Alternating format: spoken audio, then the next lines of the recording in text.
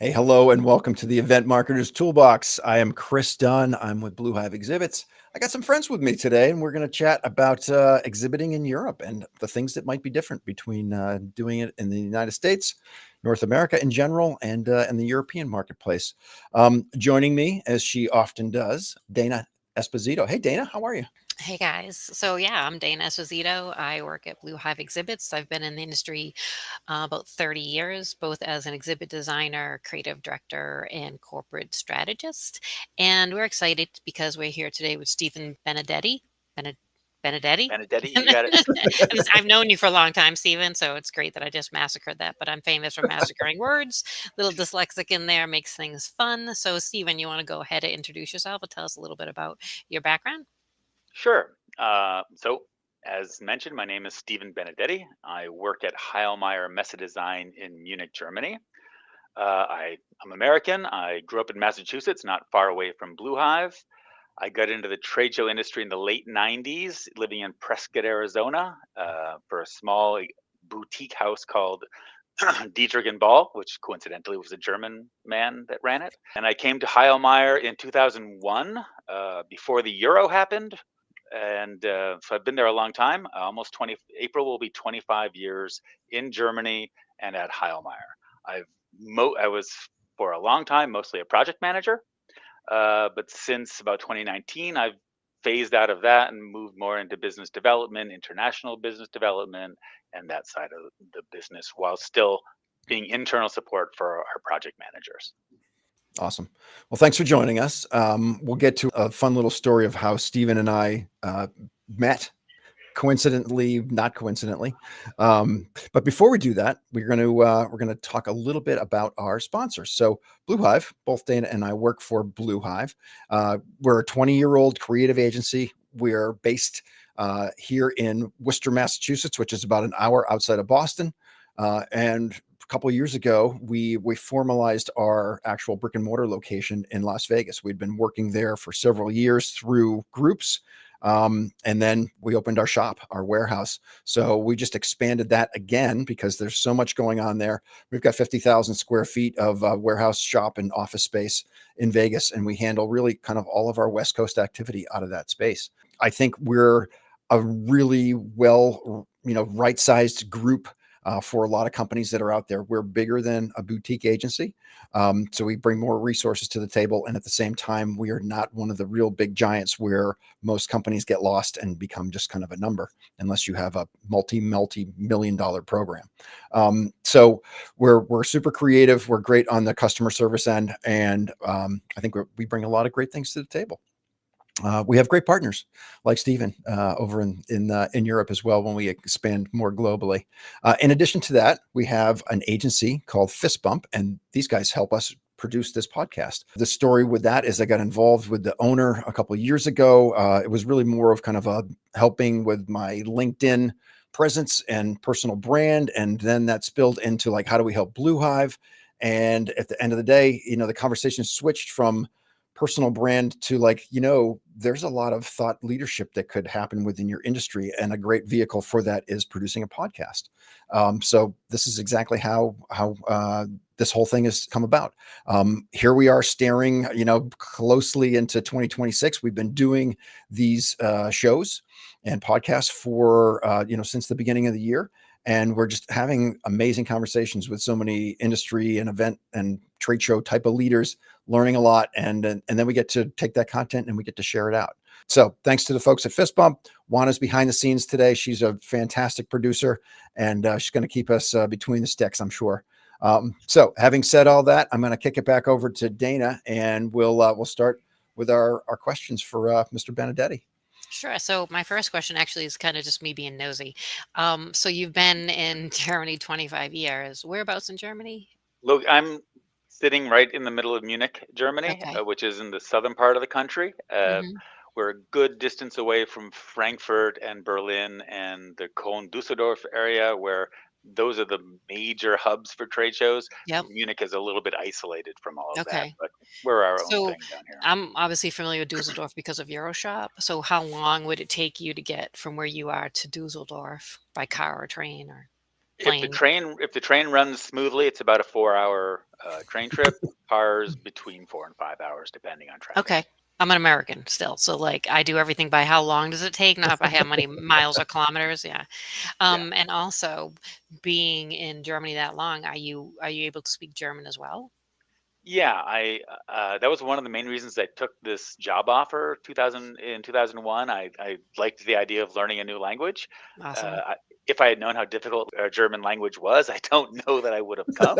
It is an incredibly difficult language to pick up as an adult learner of Yeah. languages. Yeah. But the company I work for is a small family-run Bavarian company. Bavaria Cool. is the state in which Munich is, Okay. and I'm the only English speaker there. Other people Oh. have it as a second language, but So you had to from like sink or swim. Right. Let's day one, go. yeah, exactly. The That's company probably the best way provided, to learn it. Yeah. yeah, they provided one-on-one tutoring for the first 6 months that I was there, and then they paid for language lessons Oh, continuing for Oh, the that's next number awesome. of years. And so I did get a lot of support from the company Yeah, in terms I of learning adore the it when language. people can speak more than one language. I love it. All right, that was just me being nosy. so Okay. well, and if I could parlay on that, a couple of things. So Stephen is one of our partners, and we do a lot of work back and forth together. One of the things that makes working with Stephen so easy is that as an American, somebody who knows the business in the US and then went to Europe, you've got kind of a foot in both, camps. So you kind of know what we're dealing with over here. We're going to Mhm. get a lot more into that, obviously, today. What are the similarities? What are the differences and so forth? I don't know. A few months ago, we were working on a project and we were on a call, much like this, a Zoom call or a Teams call. And Stephen just started speaking in German and he didn't realize it until basically he's looking at me like, Chris, why haven't you answered me? And I'm like, Blank, dude, blank, blank. yeah, for the last 5-10 seconds, you've been rambling in German. I don't know what you're saying. So um, It's I've this always found weird that thing where curious. when I'm speaking English Yeah. and I'll suddenly use a German word for Mm. something, it'll Yep. Yeah. just sort of like trigger the German language and it'll Hmm. just Yep. start coming out without me being aware in any. So So if it happens during this conversation, I apologize in Well, advance. don't apologize. And here's funny. So I that would deal be kind with of cool. some college students, part of the EDPA mentorship program, and there are some of them who English is a second language for them, and they're still working on it a little bit, trying to polish it up. And every now and then they'll trip on a word. I remember there was this one young woman from Moldova, and she's very talented. She's from Bemidji State University, and she said she was nervous to speak or present in front of people because her English she felt like wasn't very good. Although for me, going, this is your second language, you're doing brilliantly. And so I said to her before she went to do her portfolio presentation, I said, you have to remember that for most of us in the States, not all, we don't have a second language. So when you pause, and she's like, what if I have to stop? I said, that's okay. Be like, oh, I'm thinking, what's the word for? I said, we find it charming and adorable. Like, so you're panicking and we're going, oh my God, like this is adorable. Like, can you imagine?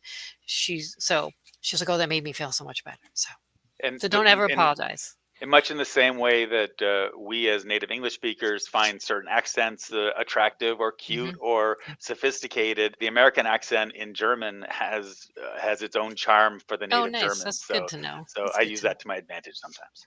That's good. Yeah, yeah. You Yeah. speak German with an American accent? Did people? Oh, an incredibly strong American accent. Okay, That's so people funny. know right away. They're like, oh, Americano. Yeah. They know English right away. Okay, They yeah. don't always get American, but they know English. All right, Let's do so this. I'm going to start us off, and I know you're going to have a lot of. We'll probably get sidetracked with a lot of stories, partly because we all know each other, but also because you have a lot of just legitimate examples you can give to help people understand some of these things. So I'm going to kick it off by talking just in very general, exhibiting in Europe versus the United States, and just help us set the stage on understanding why U.S. trade show experience doesn't always translate overseas. Yeah, probably the biggest reason that it doesn't translate 100% easily are some standard rules and regulations. When we are talking before we started, you mentioned the cubic concept, where you can use the complete all wall space that you've rented to design your booth. In America, it's a very difficult thing to do. You usually have to have setbacks and open areas for sight lines and all of that. And we don't have that as a rule, actually, anywhere in the world. That's a fairly unusual thing.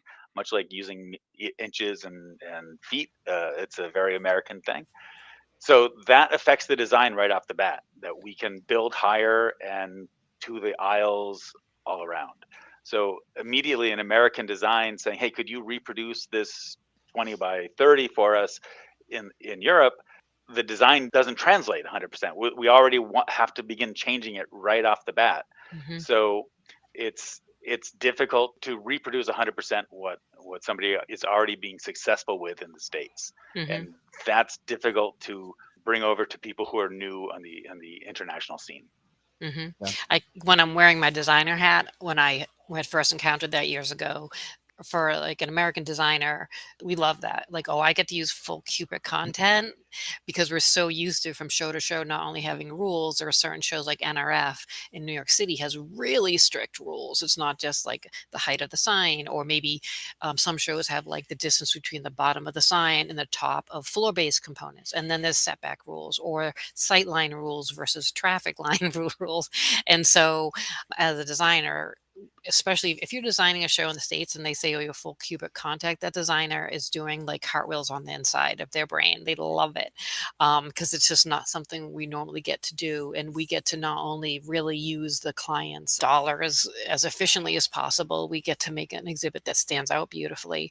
But yeah, it is definitely tricky trying to have like the same exhibit look the same structurally overseas in the States. And there's usually, like, say in the opposite direction, say an international company wants to exhibit in the States and they'll say, we already have a design.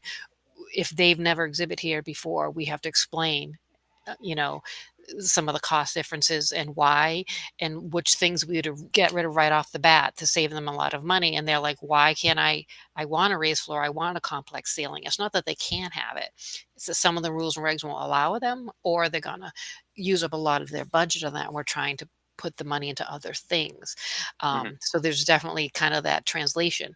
At the end of the day, a United States designer can still take that design. They won't look like twins, but they'll definitely look like siblings or cousins, right? So it still has strong brand continuity and function. Yeah, I would There's a focus translation. on the branding, the color schemes, the logos, but not on the physical shapes. Exactly. That's the part that gets where you lose some value by trying to stick too close to the American Yeah. design. What are Right. some of the other things when you have like a company from the States who wants to exhibit over in Europe? What are other things that are differences that, if especially if someone hasn't exhibited over in Europe yet, what are some of the things you find out right off the bat you need to explain to them so they can have a really successful exhibit and show? One of the big changes in terms of everything that will go into creating the stand and the budget for the stand is the idea of what is possible to do on the show floor in Europe in general, or in the world in general. In America, venue to venue, it's very dependent upon how strong the union is in that city or in that hall. Doing your own electricity, doing your own rigging, those sorts of things have a lot of cost attached to them in the States. In Europe, or in most of the world, as far as I know, electricity is a good example. You order from the venue a main line connection, 400 volt, and that's all you order. You say, I want this in the corner of my booth, and you come and that will be there. Then our team, the team that's building the booth, will come in with a distributor box and connect it, and then lay out all the cables that you need themselves. It doesn't need to be planned in advance with a strange team with Sparky. There's no so you can lay them wherever you want, and then the double floor that goes on top of that allows us to hide all wires without having bumps and people walking over it and cut cords and fire hazard and all of that. So that's one very big change, which really enables an exhibitor to have as much electricity on the booth as they want, as many small plugins without having to worry about, oh, that's going to cost me $120 to put a point there, $120 to put a point there. We can run an extension cord if it's a last minute thing. Not a big deal. The second one would be rigging is a good one. A rigging team in Chicago, I want to say it's like $700 an hour for straight time, which is with the cherry picker, a man up top, and one or two spotters on the floor. Yep. In Europe, you would order your hanging points, which can be expensive. There's cost involved. But when our team shows up, the wires are hanging down where we want them. We can put our own pulleys onto them if we have them, or we can have rented motorized hoists or whatever it might be. Build our truss, hook it up, raise it up, put our hanging sign on there, raise it up, and like there's no third party involved. It's just having the hanging points where they need to be. And so those sorts of things enable a much different overall look when you can have a booth lighted from truss above with a hanging sign that doesn't involve electricians or riggers. You have a lot more opportunity for expression. Yeah. So let's just show the vast contrast in that. If I'm like, say someone's listening to this later, like on YouTube or what have you, and they're international, and they're like, "Oh yeah, of course, that's how we do it here." You know, why? What? How do they do it in the States? Can you explain more of the even from the other side of things? Well, I think you guys should explain the All American right. side more than I, Chris, because you're in. I've been over here almost 25 years now, so things may have changed Right. since I was Yeah. there.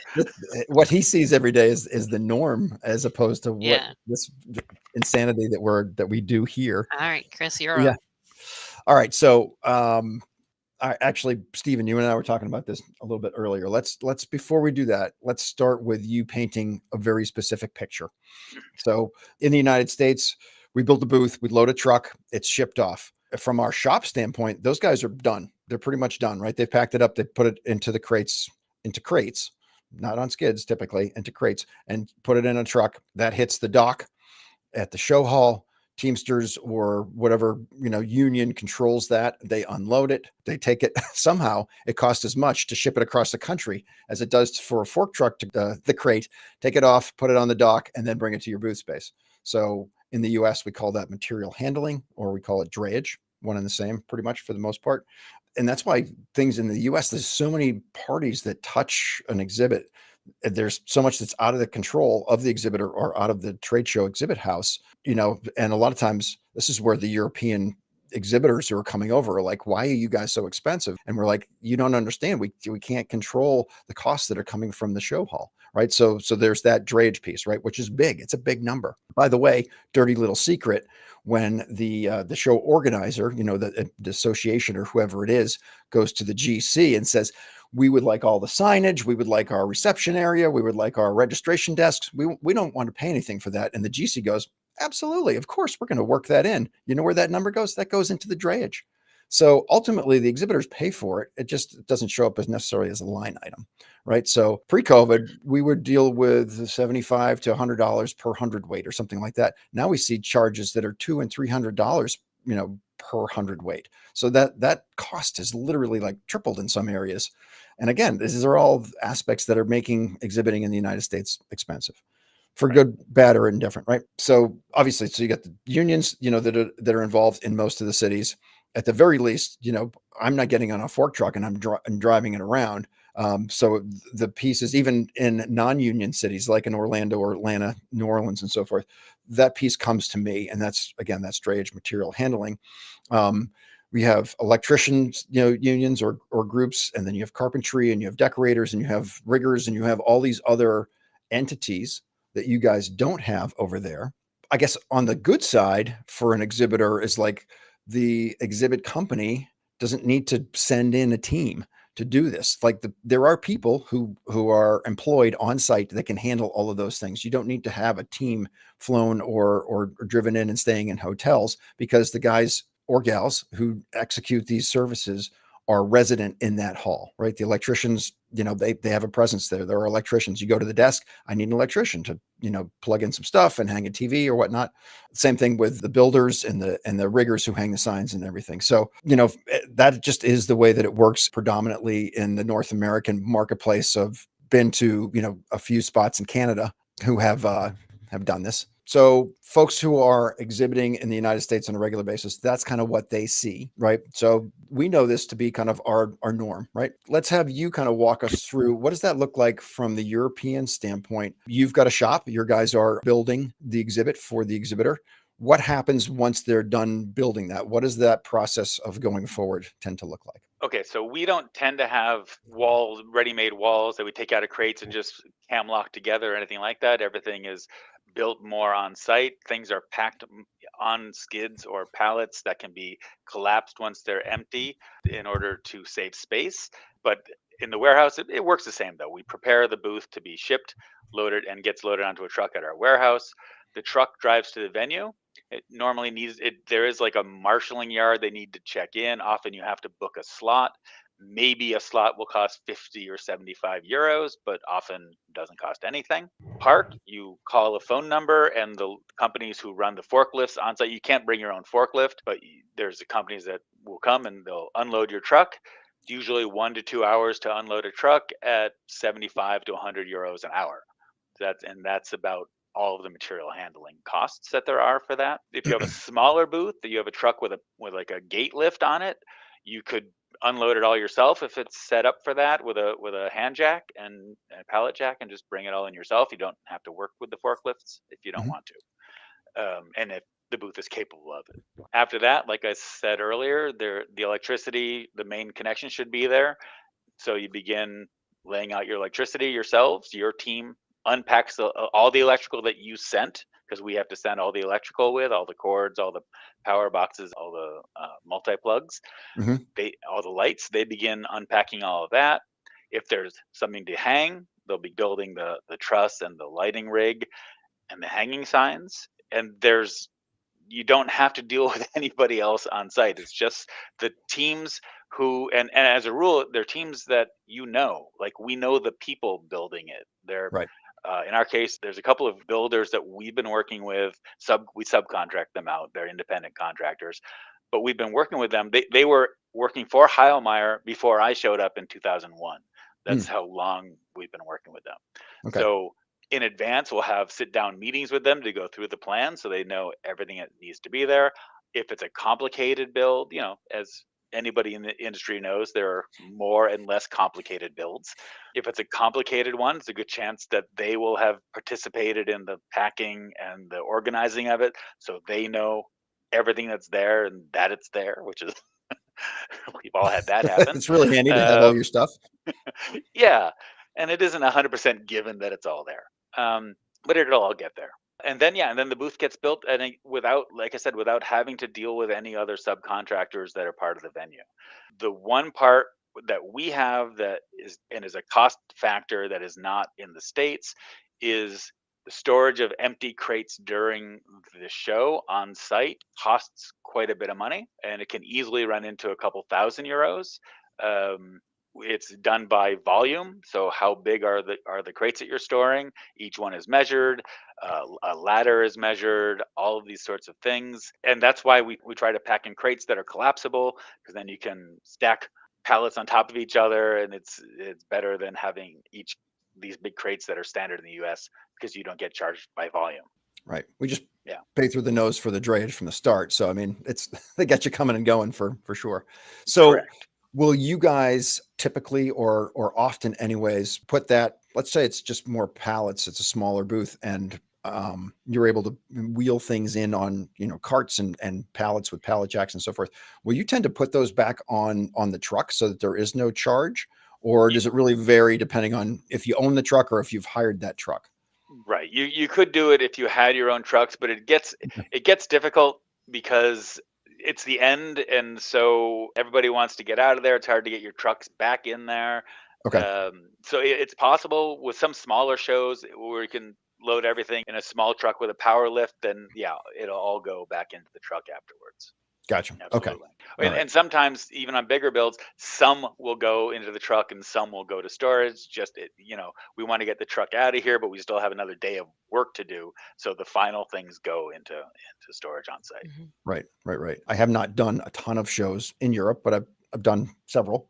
And I actually love the built-up floor. The raised floor, I think, just gives you so many options, especially you guys have a lot of peninsulas and double wall peninsulas is what we'd kind of call. Basically, you get neighbors on the backsides. And a lot of times that means that you're building a wall, right? And I love the idea that you can screw or bolt your walls to the floor. Can't do that in most situations in the US because we're talking about either vinyl or pad and carpet on a cement concrete floor. So we're not like bolting into that. But when you have a raised floor, you can attach things to it. It just gives you extra added stability for those walls without having to add in lots of jogs and other panels that come forward to go backwards or whatever. So it just adds the ability to kind of have more stability and keep it super clean and straight without creating a lot of jogging back and forth and stuff. And not just that, Chris, which is true, and exactly what you're saying is true, but the double floor allows for base plates to be used for real extra stability. So Mm. one time we built a two-tiered glass tower out of, so it says a 3 foot by 3 foot glass panels. It was 6 feet wide, 2 in the front, 2 in the back, and then 18 feet high. And it had just 2 module, like octanorm pillars that everything was attached to. That was all that was visible. And underneath our double floor, we had base plates that weighed like 1,000 pounds each to keep it all stable. Mm-hmm. And so what appeared on the floor It looks was super just this, clean. Yeah. right, was just a super clean glass tower that went up. Mm-hmm. And you can't do that without a double floor. And so Yeah. it gives just a lot, so it gives other building opportunities. Absolutely. And design wise, I know designers, we love the look of that, and if we tried to achieve that in the States without the double floor, we would have a base plate, a big base plate. That would either be under the carpet or some sort of riser that would be seen, it'd be exposed. So it wouldn't have that really clean look. Even just having like super clean like kiosks, like on like one little post coming up from a raised floor, it's so slick and just visually appealing. And we can't always get away with that without a raised floor structure. If I Go could ahead. just clarify Yeah. that for mostly for folks who are maybe newer, is we can do raised floors in the United States, and Yes. we do Yes. them. We don't do them at the same percentage, as the Europeans do. That's kind of the default, pretty much. Hmm. Unless you say no raised floor, you're going to get a raised floor there. It's almost the opposite with us. Agreed. And for that reason, most Americans aren't paying attention. And I do notice that when we do have raised floors, there's a major tripping hazard because people are not used to stepping up and into a booth. So I think I've seen, especially with the advent and widespread usage of inexpensive LED tapes and so forth, and lighting, you can run, a lighting piece around the perimeter of that raised floor and really illuminate the heck out of that. And hopefully, if people aren't just staring at their phones while they're walking along, they will see that piece. So anyways, just heads up to those folks who are newer to the North American exhibit marketplace. We can do raised floors. They tend to be more expensive. So, Stephen, can you talk a little bit about, like, I remember years ago when I first started in the industry, I was always surprised when they talked about building on show site. So, because from my experience, building on site really meant assembling the exhibit on show site, where overseas, building on show site literally could sometimes mean like there's a saw and there's spackle and there's paint. Can you Oh talk yeah. a little bit about that? uh, you're exactly correct. Again, there isn't the control of the union stewards or unions saying who is allowed to do what. And so yeah, we built a small stand in January which had a pro-light truss frame, and then we built a wooden framework around it on site, cut to form, in order to fit exactly 12-foot high, 10-foot wide, curved sliding glass doors. And the glass doors were only delivered, like we couldn't pre-fit them. They were only delivered to show site. Wow. So there was no way to not build it conventionally on the show floor to make sure Mm. everything fit to the millimeter which it needed to do. Mhm. And that there was painting, and there was spackle, and there were saws. And it's an easy thing to do. It's a standard thing to do, but it's becoming less and less the norm because of sustainability issues. Right, because you When you can't. do that, Right, it's not reusable. It right, all gets broken down afterwards. Mm. right. And sustainability is worldwide a big topic in basically every branch. Yeah. Well, and even just think of, so I know in the States we have more room to store things, right? And we're we're often like always trying to look out for the client's interest of not just sustainability, but like cost efficiencies and things like that, or something's custom, but it's very modular. So whether we're using traditional wood and laminate panels with rotor locks, or we're using some sort of extrusion like, Aluvision B matrix, what have you, we're always planning to reuse those again later. So whether the Yeah. client owns them and they're going to use them, or their rental, or your stand could be a hybrid of some of your existing components that you own and some rental components. The thought is always to use them again later. And so unless the client says to us, like, price this like it's an event and never going to be used again, we also don't typically value engineer it in that way. So like a really good example, and when I was at Euroshop, I was not just looking at the exhibits, I'm like bending around to see like with the seam and how things are put together. And there was this large fabric wall printed. It was really beautiful, had lighting inside. And when I kind of deliberately, you couldn't see unless you were looking for it. Like I was doing that. I was trying to see how it was assembled, and the fabric was just stretched around the wood. The wood was painted on the front and spackled. So I mean, when it got taken down, it couldn't be used again, at least in that form again. The fabric was stretched around and stapled on the back, so it didn't have like a finished edge or what have you. And then there were lights that you could see if you went looking for them. Where in the States, that would have been built as like a complete fabric structure where the fabric was meant to like slide on, zip, unzip off, or have a seamed edge with like a silicone edge graphic. So the fabric could be used again later. The wall that it was in could be used again later. The lights were more hidden. And there's nothing wrong with that either way. It all depends on what your need is post event, if you need to use it again. And in the States, if someone has said, I don't need to use it again later, it still probably wouldn't have been as inexpensive to build, because there's certain things like we don't spackle on show site here that I don't know that would even be allowed, right? But it's just really interesting to see how things are executed. And I had over here in the States, not only do we try to repurpose things later, like rental's such a big thing with us. And it's not even, honestly, I don't believe it was born for sustainability, although that's an awesome thing now. It was really probably born out of just being efficient. Right. And if I can build it to be used over and over again, there's a cost savings there for everybody. But I had asked someone overseas before and said, what do you guys do about the rental version of things? And I'm sure you're going to know much more than I am.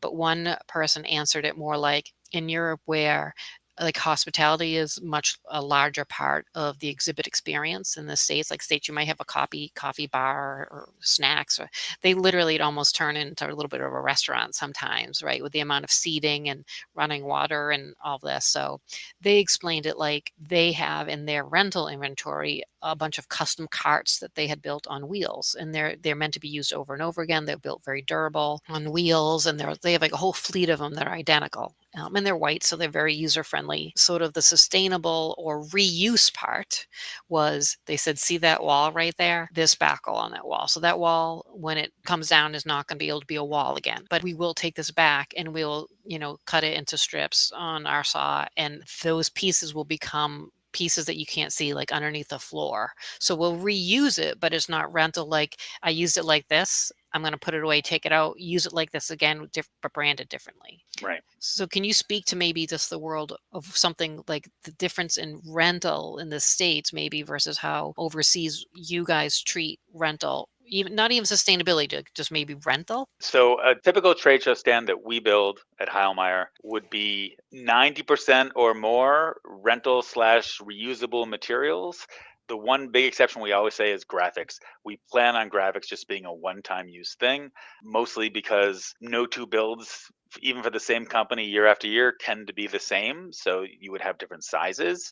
And second, they have holes in them for graphic mounting or product mounting or monitor mounting or messaging changes. So we plan on graphics to be a one-time thing, and that's our biggest waste per show. After that, the structure is extrusion. Like you were saying, usually Aluvision at our company, but there's also some others that we use. Flooring is the double floor is, as you were just saying, it's a plywood that is reused again and again. A little bit, there's always loss every time, but 90% of that can be reused. The covering, we tend not to use much carpet. here. I know in America, is it still a thing? You buy carpet and use it again and again and again for the same booth? You can. It all depends on how many holes they're going to be making, how often they use that carpet. So carpet and pad are usually our default because we can also channel the pad to hide the wires so there aren't bumps. So carpet's still sort of the most automatic, but it's also like a rental item or a one-time use but then there are sustainability options past that depending on what company you're working for. So I'd say first and foremost, people use carpet, and then second would be vinyl flooring, the rollable vinyl flooring that looks like wood grain or what have you, with like the thin pad underneath that. Is that reusable? It falls into the same category Can of be. it Yeah. depends on how you use it, how many times you use it, how many holes you make in it. So they all are reusable to some degree, and then Right. they all are. It's like some of the carpet is sustainable, meaning it came from, maybe it started its life as plastic bottles, and that's where it was born from. And then it can be a full life cycle and turn into other things. Again, it all depends what company you're working for. Like, to give props to, say, like Brewmark, I know they have a whole full life cycle. I'm not saying other carpet companies or flooring companies don't, but like Brewmark, they can like have some of a line of their carpet that comes from, like, say, plastic bottles and go all the way around, where they have a program at the end where I think you pay a little extra, but it gets Yeah. turned into an energy source here in the States. So that's just a really good example. Just like a lot of the aluminum extrusion systems, whether it's all sticks of aluminum or their frames in like very common metric sizes, there are a lot of great companies that have, those as an offering. And so companies in the States, and I'm assuming, Stephen, that's probably similar to you because you were mentioning there's one that you typically use. Like we invest a lot in one particularly company. Like we have a lot of B Matrix. It doesn't mean it's the only system that we use or familiar with.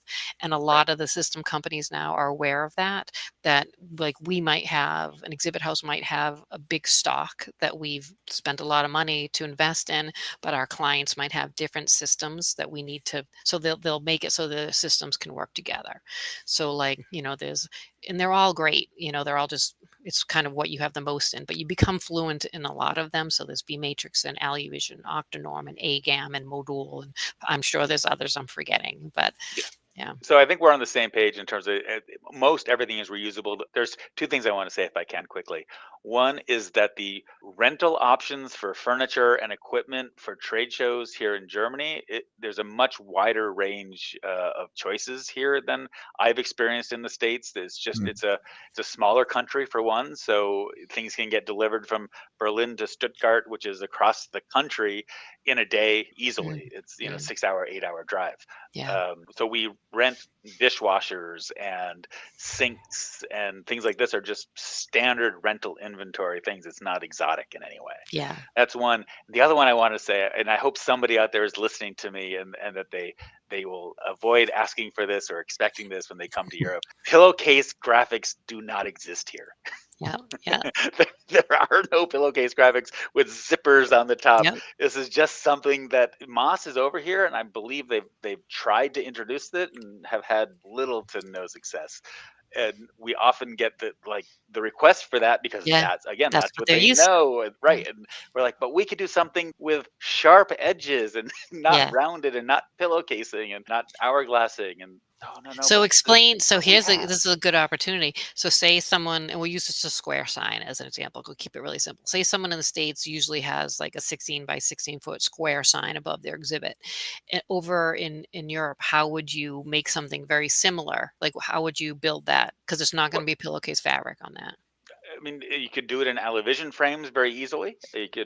So that's one very easy way to do it. You could do it as a light box very easily.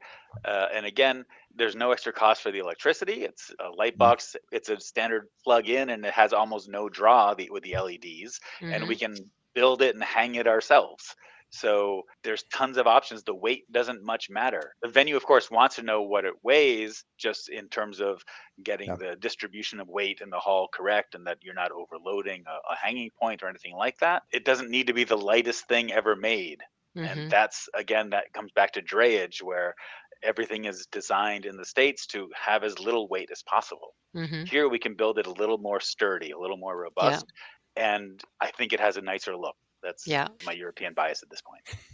And so let's say the client go ahead, they execute it obviously because you guys are the experts in that over there, and so they're going to follow your lead. They execute that.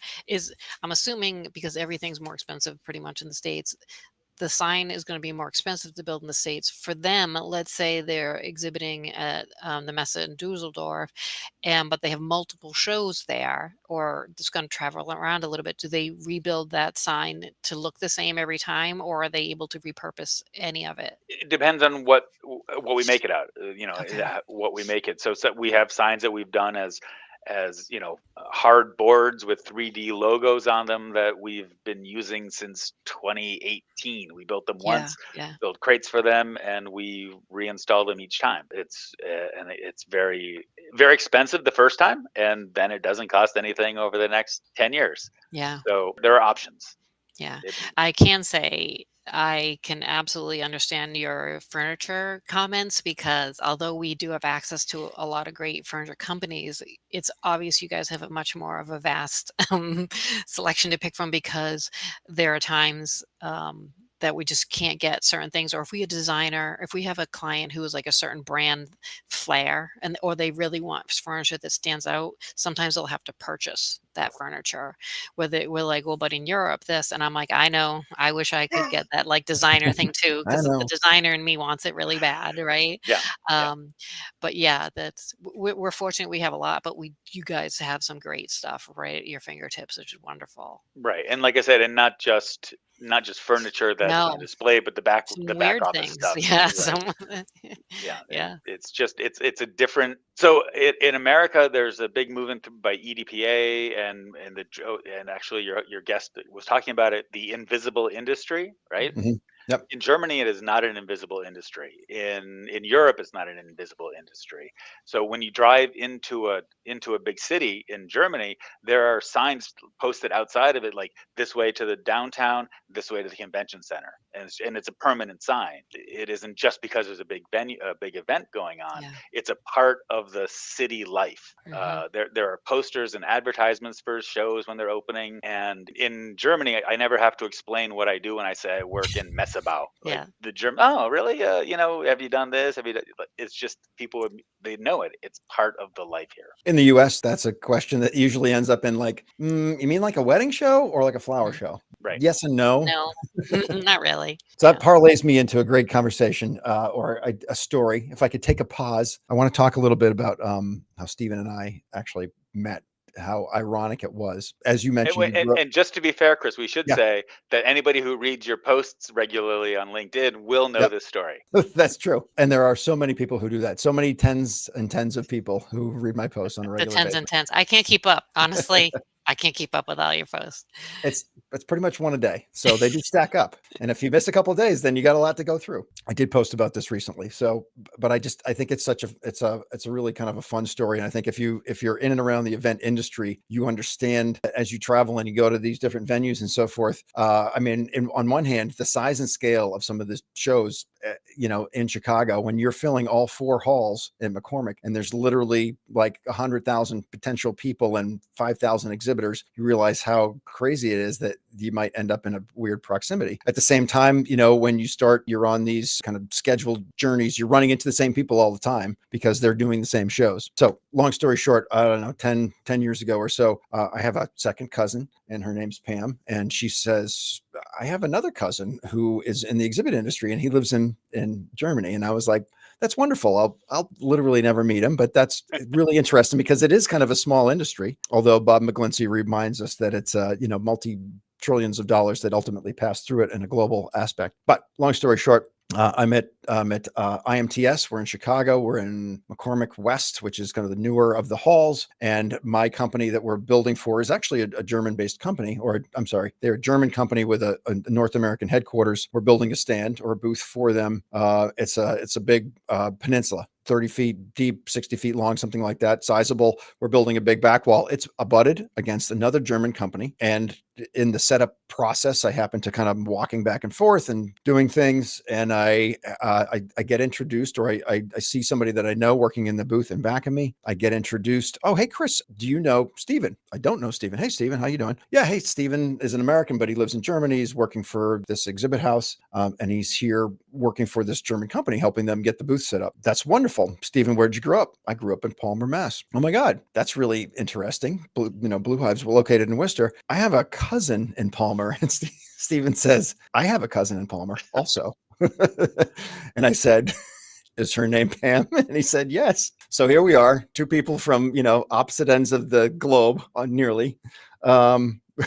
Chance meeting in Chicago, having been told that we both exist, but never really thinking that we would actually meet each other. And we bumped into each other at IMTS, which, I don't know, 3,000 exhibitors, 5,000 exhibitors. There's a lot. Like, you could have been anywhere.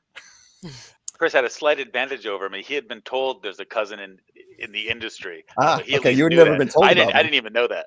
So I was completely taken off guard. You were completely taken off guard. So I have a video of Stephen and I having this conversation. Thank you, Linda Wasson, who took that video. Since then, Stephen and I obviously have maintained a communication relationship, started doing some work back and forth together. And it's just been, a great story. And he's been able to teach us a lot about, again, how things, kind of work in Europe and how it's different. And then his clients have come over here and we get to explain why we're so freaking expensive compared to the rest of the world. And Stephen at least can say, I know these guys. I know it seems like they're literally dragging you across the coals, but that's just how it is. And they're good and it's people. not us. It's nothing personal. It's any company Right. that you're going to partner with who's based in the States and exhibiting in the States. You guys don't look anything alike. I was just watching you as far as DNA goes. This is true. Two different types of handsome. Absolutely. That's right. Two different types of handsome. So I have a question. One of the things we had talked about earlier was mentioning some of the cultural and communication differences and how those could be some pitfalls or some strengths. So Stephen, do you want to give us some insight on, how we can make sure we're communicating really well across different language or culture differences? The language, so most people who work in the international side of trade shows in Europe will speak English. So English will usually work. There are absolutely companies in every country who only work in their own language. So those are not always the best partners. They might do great work, but the communication is just not worth it. But the big thing is to try to avoid buzzwords and like technical terms that are strictly in your venue or in your branch. And because that always, I don't know how many times having been out of America for 25 years, even though I'm still speak English and read English media, buzzwords like I just I don't know what I can't think of anything off the top of my head, but they're not helping out. So like lists, using lists with short phrases on them. You don't need verbs or explanations on it. It's just like sizes, and so metric and feet and inches is another one that you have to make sure you're communicating one way or the other about them. The big thing is to have trust in the people you're working with. If they say that, okay, I understand that you're working with 112 inches by 48 inches, that's not a standard size here. It's going to end up costing more because we'd have to get something custom made. Like, let us do it at this size. Mm-hmm. You have to give up a little of that control, a little of that exact what you've been doing, and have some trust that it can still work on a slightly different matter. So, but that's true of any type of communication. You've got to trust the people you work with. So getting to know someone is always good. This is, for me, the best thing that came out of COVID is this online technology improved so much. Mm-hmm. Now jumping on a video call with strangers feels so much closer to being in a room with them than it did in 2017. Right. And so you can really get a feel for people. And so I would say if you're looking for partners overseas, and whether that's going to America or coming over here, have a conversation with them. Don't just do email and look at a website. Everybody in our industry can make both beautiful booths and beautiful websites. Right. So another great thing about this medium that we have right here is something like this little step extrusion that's for a floor is really a bitch to explain. Like, how would I even explain that? But I can go, Stephen, we use this transition when we kind of have the, the pad and the carpet or the floor kind of they fit in this end, and then people don't trip. And you go, oh yeah, okay. Other than that, Yeah. I'd really have difficulty like getting that information into your head. Right. The other thing is, oh, it's extrusion X25B from this company, and it's like, okay. What But exactly is that? we can do something like that. We have something that looks like that, and Right. then you move on. Yeah, no, Yeah. it's absolutely a great way. I highly recommend, particularly before you really know the company, to do some online. Right. conversations. Because we're going to make, I think, assumptions, and I've been guilty of this, of thinking that you understand, and especially with you, Stephen. Again, you know, you're an American, you were here, but you haven't been here in a long time. But when I say, you know, I need a counter or I need a closet, and you guys actually call a closet a cabinet, I believe. Is that right? Yeah, I'm not sure what you mean by closet at this point. See, exactly. Right? Okay. So simple stuff like that. We're speaking the same language, but it does have some cultural differences in different spaces. So that's a great kind of lead into, you're in Germany, but you guys do shows all over Europe, really all over the world through partners in the Middle East and Asia and so forth. What's it like for you guys to, and I know now like the UK is a different story, right? They're not part of the EU anymore, but when you're moving around within the EU, let's say Italy, let's say a show in Spain and Barcelona, right? The big Mobile World Conference or something like that. What's it like for you guys to go and do shows in different countries? Is it kind of like we're here in Mass, but I'm going to go to Chicago on Saturday and do a show there. It's no big deal. I know that the rules are a little different, but it's Chicago and it is what it is, right? So is it kind of like that, or is it a bigger deal because you're moving between countries? No, you have it exactly right. If it's anywhere within the EU, it's very much like moving around in the States. Switzerland and the UK are the two big exceptions here because they're not in the EU anymore. So that involves customs papers and customs inspections, and there's a lot that goes into that. We do more work in Switzerland than in the UK, but we border them and we're familiar with it. But it's exactly like going from Mass to Chicago. It's a good distance. The local customs are different than what you're used to. Each country's venues have their own sets of rules on how things work. It's in the long run, it's all very similar, but it's not the same. Italy, for example, requires payment in advance for some things which no other country requires payment in advance for. And they have some health and safety forms that are much different than anywhere else. And you have to provide information about your company's health policies, which nobody else requires it. They do. So it's just a matter of learning them and filling them out. And even if initial conversations can be difficult with the individual venues, in the long run, they're interested in it going well as well. And they understand, like we do, like you understand the shortcomings of coming to America to work. I understand the shortcomings coming to here. They understand the shortcomings. They know these questions are coming from a German company. You know, they know these questions are coming from an Irish company. You get used to it. So, yeah. And that's, again, let's kind of bang the drum on, if you're an exhibitor, don't try to do this on your own. You need somebody with local knowledge who has the institutional knowledge. We've executed a fair amount of shows together using Stephen's company in Milan. Milano is a big convention center space in the Italian market. And we never would have been able to figure that stuff out. You get the time change and you've got the language barrier and all of those things that make it difficult for us to figure out what we're doing over there. But we can, with one phone call or one initial phone call, like engage a group that's familiar with that local space. We do a ton of shows in that area. We know what we're doing. Here are the things, here are the shortcomings. We're going to have to, this show is in September. Well, they don't work in August. Right. So we're going to have to get in front of this thing because that's just the local customs. They just aren't around. Right. So don't roll in, August 20th thinking we're going to be able to pull this thing off for September 10 show. So little details like that make all the difference in the world when you're trying to get organized and get all your ducks in a row. Absolutely. That's a good point. The vacation schedule is something that Americans are absolutely not used to.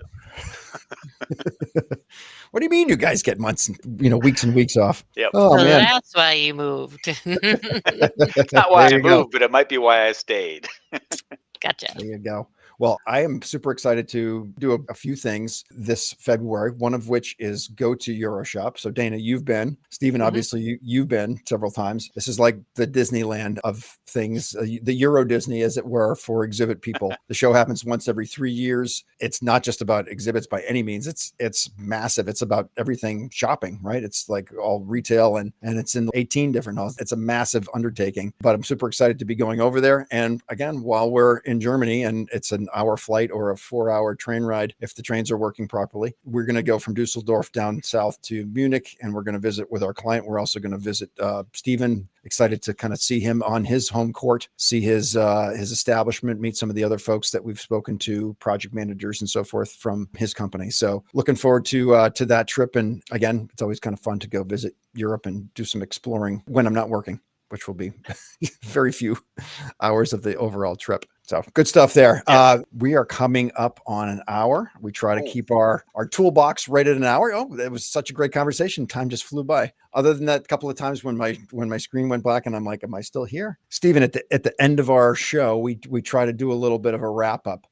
If you had a suggestion, and it could totally be something we've already said, but just maybe put a little bow on it, US-based exhibit managers who are going to go do shows overseas, one or two little kind of nuggets that will just make their life easier, things to think about or to expect. Okay, I've got two, if I may, and they're related in some way. The first one would be what we talked about earlier in terms of general design for a European trade show stand.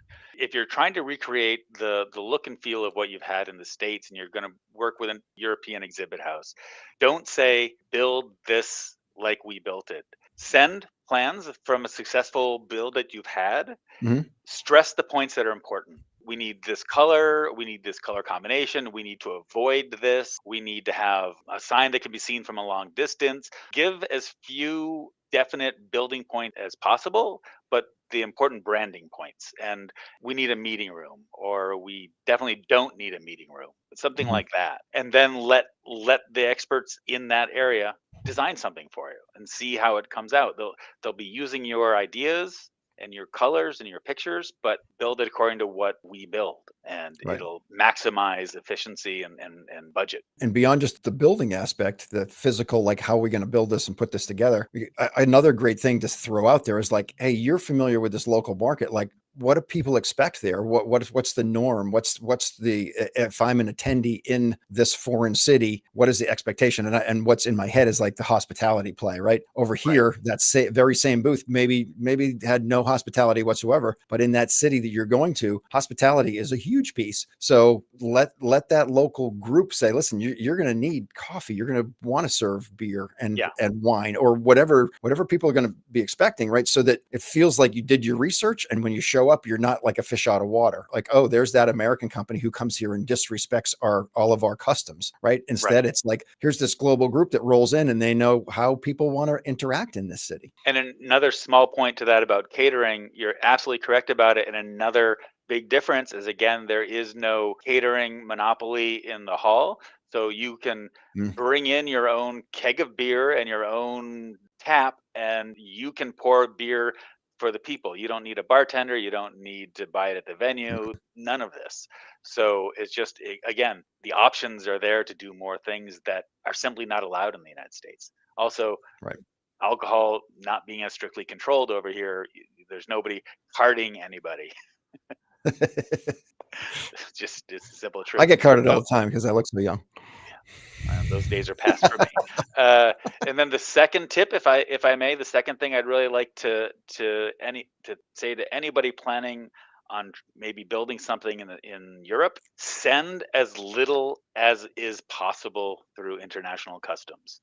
Things get hung up in customs for reasons that nobody can explain. There's no way to get them out if they get hung up. With you can't call the ambassador or whatever, get them out.